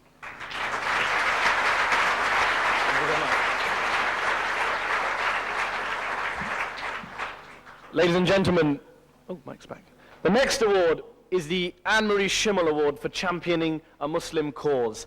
I would like to invite onto the stage Mr. Iqbal Sakrani, Secretary General of the Muslim Council of Britain, to please present this award. Ladies and gentlemen, we Muslims here in the West are often embarrassed to stand up for ourselves, to speak out in defense of our religion or our community, and sometimes we are forced to rely upon non-Muslims to do so on our behalf. One such person who has done so, who has stood up for us, is Professor Anne-Marie Schimmel. Born in 1922, a student of Islam since the age of 15, fluent in 10 languages, the author of over 80 publications, and the holder of 7 honorary doctorates, she is one of the world's foremost experts on Islamic literature, poetry, mysticism, and history. She has spent her life explaining Islam to non-Muslim audiences, to non-Muslim students, and she even spoke out against the offensive novel Satanic Verses some years ago. In fact, in the mid-90s, she was once asked, "Is it true that you've described yourself as 50% Muslim?" And she answered, "Yes, at least that much. I love Islamic civilization and always try to defend it, especially in today's world." Mr. Sakrani, can I ask you to please present the award? Assalamu alaikum. I'm extremely delighted on behalf of the Muslim Council of Britain to be present here, and of course at an event which we believe it's an important Muslim event in the annual calendar that we pass through. And we hope and pray that the message that comes out from the Muslim News by conveying the important work that is taking place across the country through the Muslim organization continues in a very positive way. And in that way, hopefully, the due recognition that is needed all the time is recognized by everyone. Thanks, Mr. Dave.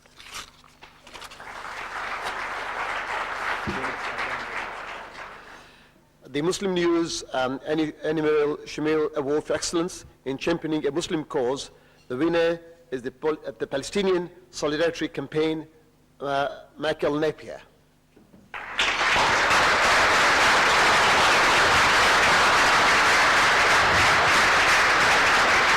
Michael Napier is a prominent member of the Palestinian Solidarity Campaign in Edinburgh. Largely unnoticed by many in the UK, the PSC has been resilient in its opposition to the atrocities and human rights abuses in Palestine through ardent campaigning and distributing literature and reliable information.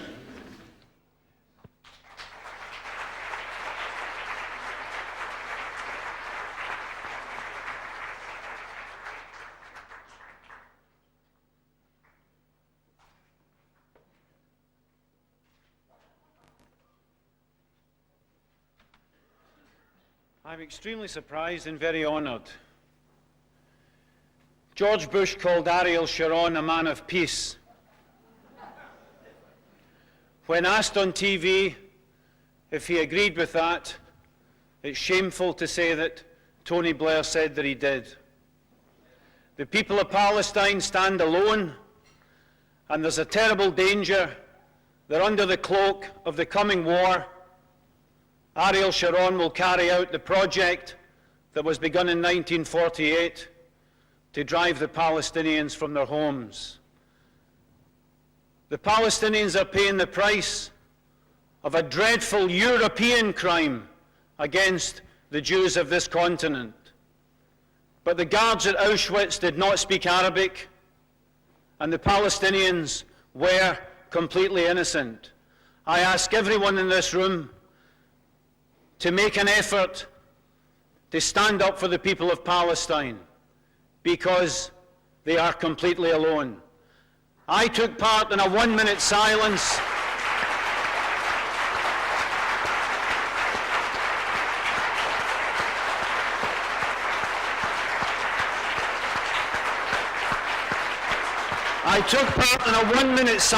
for the innocent victims of a terrorist outrage in New York.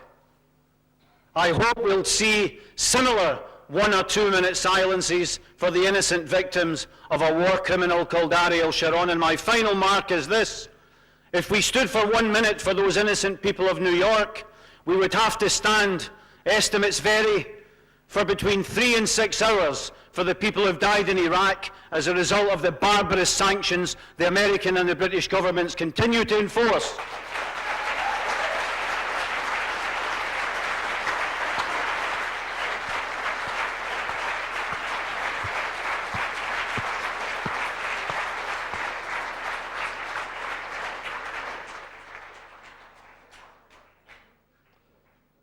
I'm not supposed to say this, but hear. Ladies and gentlemen, the next award is the Fazlur Rahman Khan Award for Excellence in Engineering, Science and Technology. I would like to invite onto the stage journalist and author Ziauddin Sardar to please present this award. Ladies and gentlemen, in the wake of September the 11th, one particularly right-wing and Islamophobic columnist in the United States claimed in her newspaper article that Muslims attacked the World Trade Center out of envy for tall buildings in the West, out of envy for America's gleaming skyscrapers. That's what she wrote. I felt like writing to this woman to tell her about Dr. Fazlur Rahman Khan, because Dr. Khan was the designer of the world's tallest skyscraper in 1975 in Chicago, the Sears Tower. Born in Bangladesh in 1929 with a PhD in structural engineering from the University of Illinois, the Sears Tower was a product of Dr. Khan's revolutionary tube concept, on which so many of the world's tallest buildings are still based today. Its walls were built and lodged in the ground as a single tube. In commemoration of this man who bridged the gap between engineering and architecture, the street where the tower stands in Chicago was renamed the Fazlur R. Khan Way. Famously described by the Times as the man who thinks vertically, Dr. Khan also supervised the design of the remarkable Hajj terminal building in Saudi Arabia before the world was robbed of his creative genius with his premature death in 1982. Mr. Sardan, can I ask you to please present the award? Assalamu alaikum, ladies and gentlemen. Fazlur Rahman did not only think vertically, he also thought horizontally. And when he was thinking horizontally, he read a lot. And there's a message here from him. He says, it says, don't forget to remind them to buy a copy of Inescapable Questions, the autobiography of the current honorary president of Bosnia. It's just been published by Islamic Foundation. And if you really wanted to read a really moving book about the struggle that a Muslim faces, not just in contemporary world, but also with modernity, I recommend that you get hold of a copy of Inescapable Questions. Anyway, the winner of the Muslim News Fazlur Rahman Award for Excellence in Engineering, Science and Technology is the Association of Muslim Social Scientists. Who else?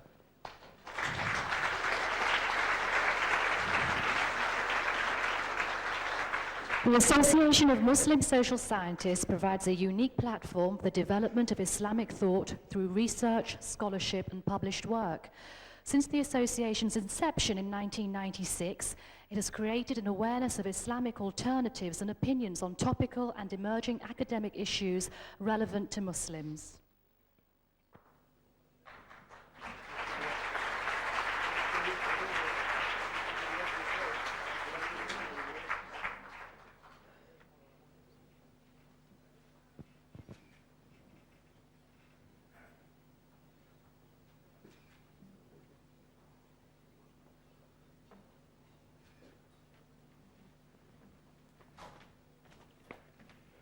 Assalamu alaikum wa rahmatullahi wa barakatuh. I am sure that the members of the executive board, the advisory board, and all the members of the MSS and our supporters will be delighted to know that the work of the MSS and its potential have been so quickly recognized. The MSS was launched in 1999, not in 1996. One important factor in the success of the MSS has been teamwork and team spirit. Please pray that this would continue. Thank you very much. Wassalamu alaikum wa rahmatullahi wa barakatuh.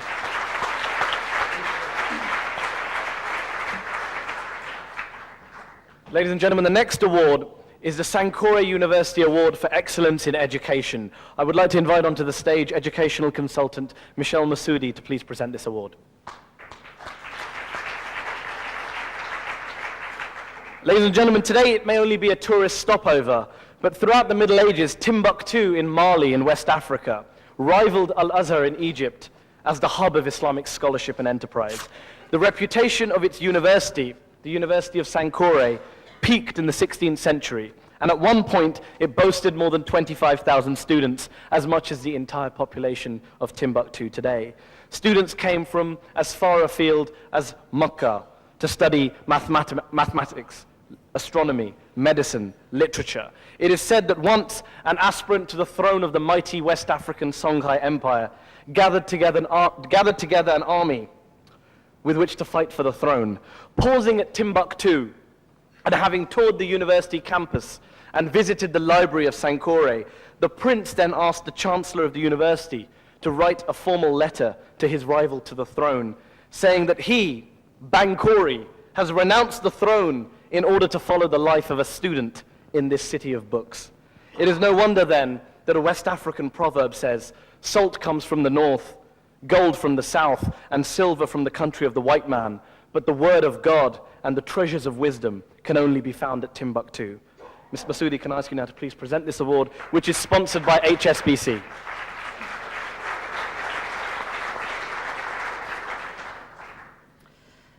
Ladies and gentlemen, brothers and sisters, Assalamu alaikum. If you wondered why my predecessors have been so brief, I'll tell you now, they've all given me the extra time. And I thank them all very much for their generosity. Now, we Muslims have not just been contributors to the field of education, we've excelled mainly as pioneers. On the curriculum level, the Quran urges us to use our brain and senses to deepen our knowledge and understanding of the world. And the examples of the prophets, all the prophets, including Prophet Muhammad, peace be upon them all, give us the skills to do it. On the knowledge level, the Muslims' contributions to all areas of knowledge are too long to list here. We Muslims have invented multiculturalism. We had a citizenship agenda long before it became a current government initiative. Our tradition as pioneers is what makes it so frustrating for us not to be empowered to contribute even more to our contemporary society. It is true that we are now represented at all levels of the education field, but we are underrepresented. We are also grossly underfunded. Nevertheless, we soldier on and we continue our pioneering work. And I have no doubt that the Sanko Award for Excellence in Education will reward such, a pioneer. And I have the pleasure to announce that the Sanko Award for Excellence in Education goes to my dear brother, Mohammed Akram Khan Chima.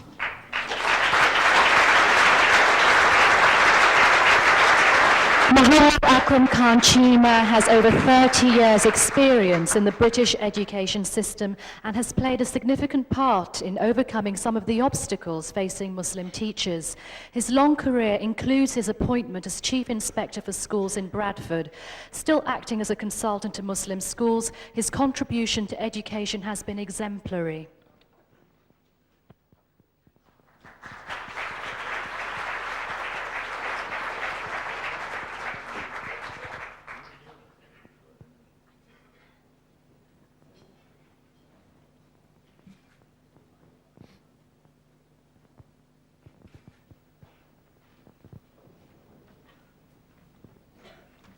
أعوذ بالله من الشيطان الرجيم بسم الله الرحمن الرحيم. My dear brothers and sisters, Assalamu alaikum wa rahmatullahi wa barakatuh.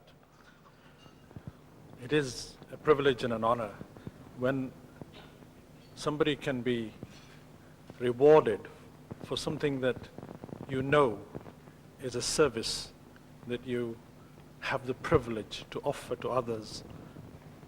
And the reward like this, I don't know, it's really out of the blue, very surprising, and it is an honor worthy of people far better than I am. Nevertheless, I thank the Muslim News for giving me this honor, and I thank particularly whoever it was that nominated me. Jazakallah khair. Shukran, jazakallah.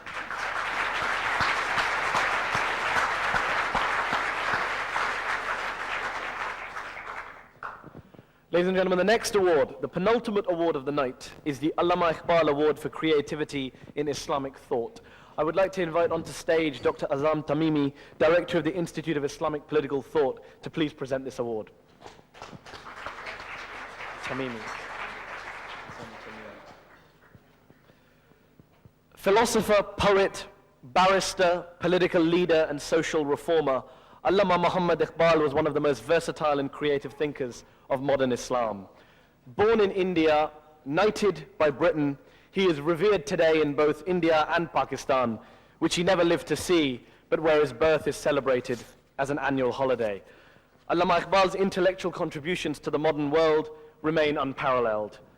In his writings, he addressed not only issues of philosophy, theology, and science, but he also exhorted the Muslim people, especially the youth, to stand up and boldly face life's challenges. The central theme and chief source of his message was always the Holy Quran. Despite spending so many years at universities in the West, like Cambridge and Berlin, it was Allama Iqbal who so famously confessed in a poem that the glitter of the thought and intellect of the West could not dazzle my eyes, for my eyes aligned with the dust of Medina and Najaf. Today, free thinkers, bold thinkers like Allama Iqbal are sorely and sadly missing from the Muslim Ummah, which makes this award so special. Dr. Tamimi, can I now ask you to please present this award? بسم الله الرحمن الرحيم Alhamdulillah, wassalatu wassalamu ala Rasulillah, wa ala alihi wa man walah.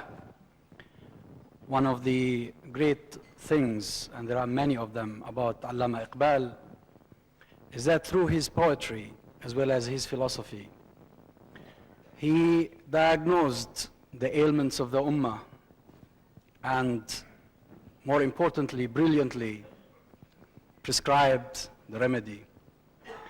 One of the things he said early on, as he saw signs of Islamic resurgence, Muslims should not shun the West, should not be put off by things they may see on the surface and they do not like, because there is so much inside the West that they need to build upon. And today's winner, the Muslim News Allama Iqbal Award for Excellence in Creativity in Islamic Thought, is someone who shares many of the attributes of Allama Iqbal, Rashid Ghannouchi.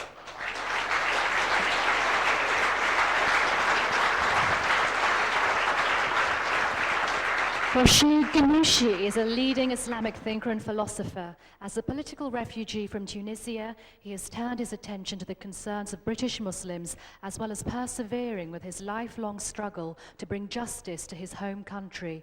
The author of several books and contributor to many prominent journals, Rashid Ghannouchi also sits on the European Council for Fatwa and Research.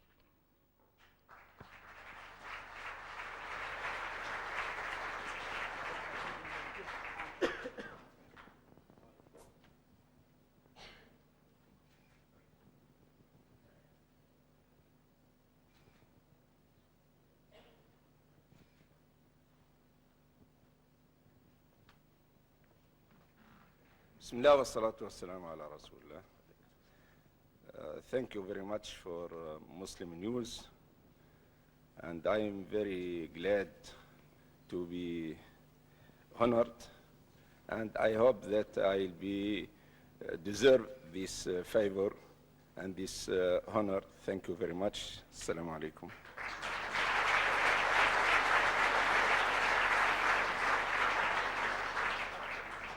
Ladies and gentlemen, brothers and sisters, the evening has flown by. We are now on our final award. My back is killing me. And the final award is the Iman wa Amal Special Award. It gives me great pleasure to invite onto the stage Iman Achara, a member of our panel of judges and director of the Genuine Empowerment of Mothers in Society charity, to please present this final award.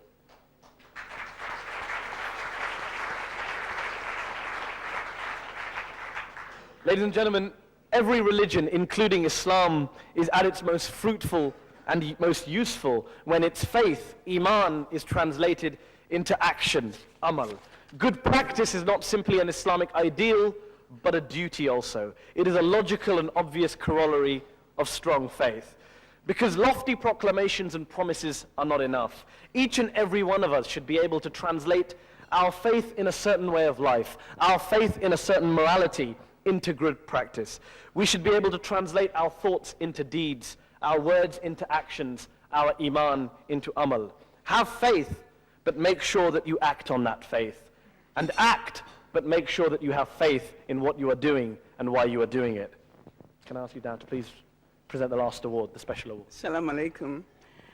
I would like to express my heartfelt thanks and deep gratitude to Mr. Ahmed Versi, and the editor of the Muslim News Awards, and all my fellow judges on the panel. It was rather a very difficult decision choosing people for each category, but we had to do that in the end. Without further ado, I would like to announce the winner of the Muslim News Iman wa Amal Special Award for Excellence, and the winner is Madeline Bunton.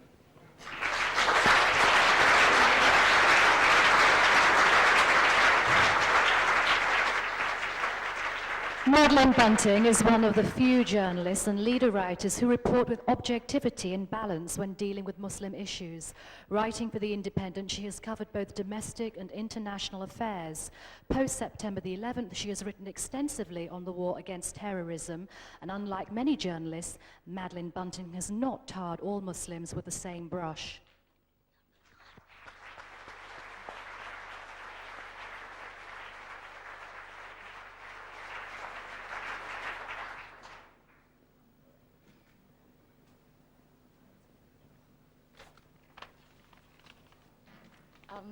I am so surprised. I am astonished, but I'm also very, very grateful, and I feel very overwhelmed because I'm a Christian, and I think it's very important in the years that lie ahead that people of faith find support from each other, and we all value things of huge importance that we hope we can pass on to our children. So my service is to truth. I always want to report and comment as truthfully as possible, and I believe that is part of my faith and it's part of your faith. And I thank you so much for this recognition. Thank you.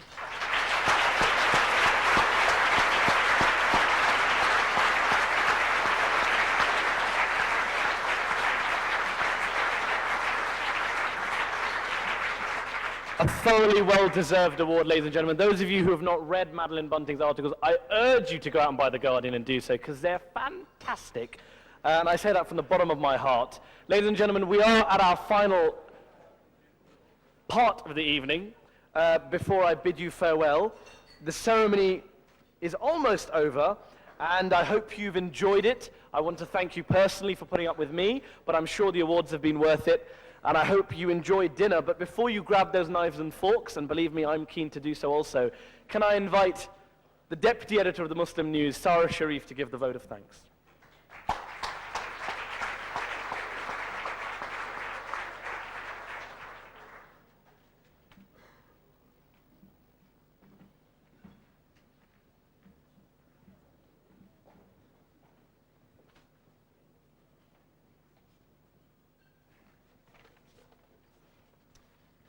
Honored guests, Assalamu alaikum. Tonight's ceremony, in celebration of excellence, leaves all of you, I'm sure, with one fundamental agreement. Extremely, surely, and definitely famished. Aren't you all? Well, shame, because I have here a dossier, and it is a rather heavy dossier, in Arabic, of course, with the means of the construction of these awards. And I've been ordered to share them with you, painstakingly, word by word. So Victoria Wood was right, my speechwriter. She said that would get a laugh, right? But seriously, this whole project has been constructed on the backs of a lot of volunteers. Their time, their skills, their experience have all been shared and contributed over the past year in the organization of these awards.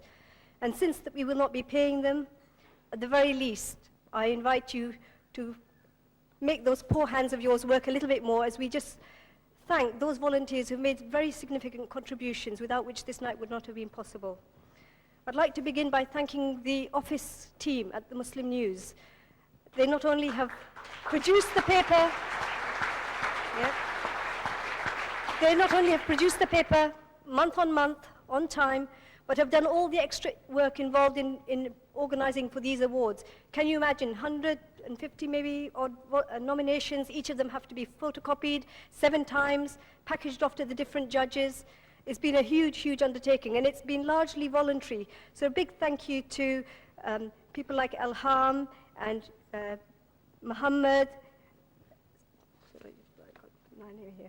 Tahira, and of course the backroom staff as well of Murtaza Versi and his family. Without their help, the Muslim News would not be coming out and these awards would not have been organized. So thank you very much to all of them. We'd also like to acknowledge with thanks the work of Zafar Malik and Rifat Yusuf. I don't know if you all had a chance to look through your brochure, but all of that work was done on a voluntary basis again, with a lot of research being done by both of those individuals, the graphic design, all the text, etc. So well done to them, and thanks very much from the Muslim News. We'd also like to thank the judges for sharing in this enterprise and by exercising their critical faculties in evaluating the nearly 150 nominations which were received. Thanks also to the presenters of the awards, many of them press-ganged into service at very late notice. Thank you to all of you.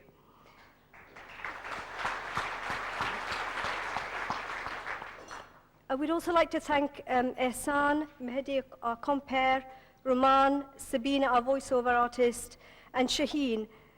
Their contributions over this past year in actually making today work in the way that it has been, just superb. They've contributed so many skills and expertise and experience. Without their help, none of this would have been possible.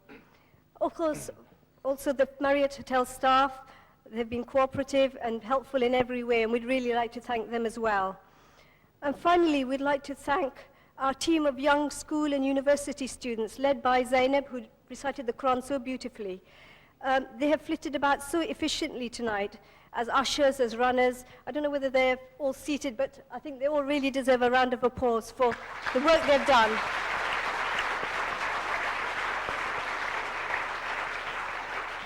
I would urge all of them to put Ahmed Versi down as on their, any application they put as a referee, so that they can write really nice references for all of them. I mean, they've worked so well, you wouldn't believe it, but this whole event has been done in-house. There's been no professional event management involved. Everything has been done in-house by these volunteers. And hopefully making a virtue out of a necessity, and hopefully a pound or two.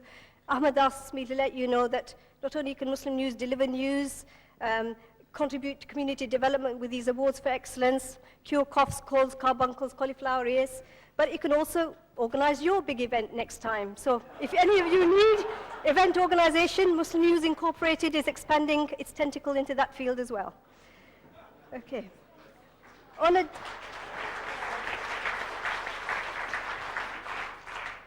To conclude, honored guests, the Christopher Society has a motto. I don't know if any of you know the Christopher Society.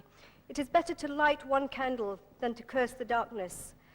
It seems to me that a way of life and a people too often stigmatized as the darkness have warmed their communities and this society of ours with the many candles that they have lit through their efforts.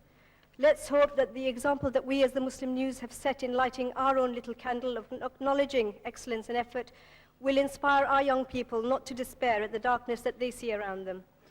And if any of you want to share in this initiative, which we hope will become a permanent institution for the benefit of the whole of our society, we are ever eager to have partners, sponsors, donors, everybody who can contribute to making this event more successful, more effective in community development.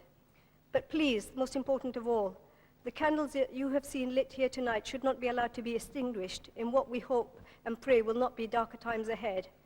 But they will be extinguished if what has been showcased here, which really, as somebody already mentioned, is only the tip of an iceberg of what the Muslim community, what its young people, what individual members can do, not only here but worldwide, is not given a chance. It's not given a chance to offer itself, to express itself. A special message, therefore, for people with a voice where it matters, politicians, the media. Please use it. Don't forget what has happened here tonight. Jacob Bronowski famously said, "Has there ever been a society which has died of dissent? No, rather, several have died of conformity." So, remember that. I'd like to conclude with, in the name of Allah, the Beneficent, the Merciful. By the passage of time, mankind is surely in a state of loss, except for those who believe and do good, and enjoin on each other truth, and enjoin on each other steadfastness. Thank you very much, and enjoy your meal.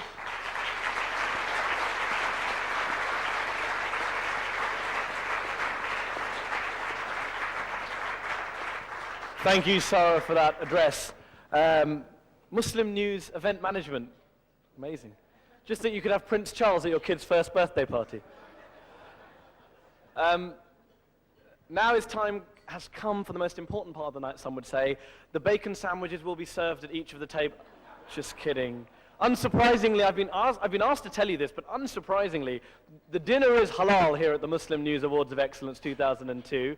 I hope you enjoy your meal. Thank you all for coming. I hope to see you here next year. Take care. God bless.